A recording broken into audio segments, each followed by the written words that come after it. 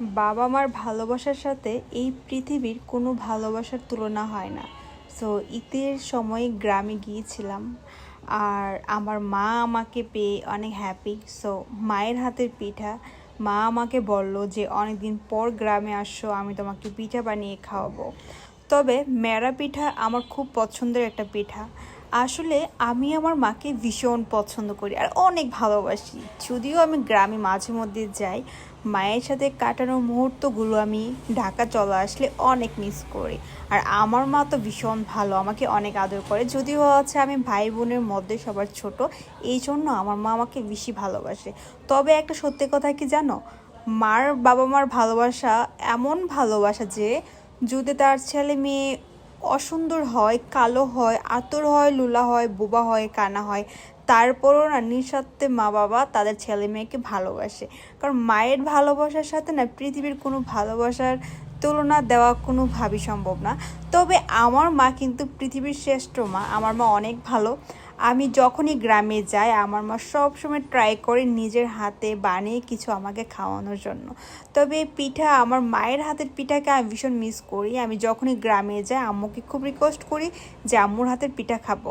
আর বিশেষ করে ছোট থেকে বড় হয়েছে আম্মুর হাতের পিঠা খেতে খেতে, তো এখন না আম্মুর হাতের পিঠা না খেলে সত্যিই ভালো লাগে না। আর তাছাড়া আমার আম্মুর হাতে যাই রান্না করুক না কেন ভীষণ মজা হয়, অনেক ভালো লাগে খেতে। তবে খুব মিস করি আম্মুকে মাঝে মধ্যে, যখন অনেক দিন হয় না কাজের পারপাসে গ্রামে যেতে পারি না, তখন আম্মুকে ভীষণ মিস করি। আমাকে যদি প্রশ্ন করা হয় যে তুমি পৃথিবীর মধ্যে কাকে বেশি ভালোবাসো, আমি বলবো যে ফার্স্টে আমি বেশি ভালোবাসি আমার বাবা প্লাস মাকে। সো বাবা মাকে আমি এত ভালোবাসি, এত ভালোবাসি যে আমি আসলে মানে বলে বোঝাতে পারবো না যে আমার অনুভূতিটা কীরকম, তাদেরকে আমি কত ভালোবাসি। আসলে বাবা মা শব্দটা যখন মানে উচ্চারণ হয় না, যে কারোর থেকে শুনি না যে বাবা বা মা, তখন না বুকের ভিতরে একটা ধরপড় করে একটা আওয়াজ হয়, যেটা ফিল হয় যে বাবা মা আসলে যাদের বাবা মা নেই তারাই বলতে পারবে যে বাবা মা হারানোর বেদনা, বা বাবা মা না থাকলে কতটা কষ্ট হয়।